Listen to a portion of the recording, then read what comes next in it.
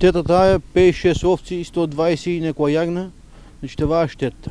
Шталата, орниса, водата, за 5-10 минути се наполни вода внетре. Значи до тука до вода се наполни. Јас виках помош пред да дојде гара кабаше до тука водата. Дојде татко, брат ми дојде, овчаро што ми е он, што можеме спасеме, другото однесе го водата.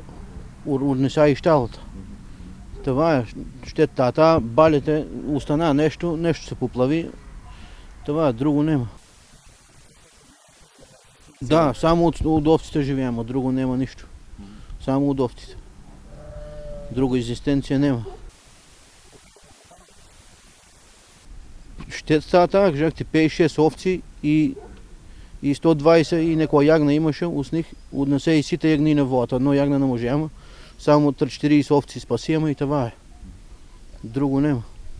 Општината веќе на вчерашната седница има формирана комисија за процена на штети од ова невреме, која што таа комисија составена и од представници од Министерството за земјоделство ќе направат проценка во делот на тоа што навистина има оштетување на неговиот имот и нормално согласно процедурата и законот да биде обештетен од страна на владата.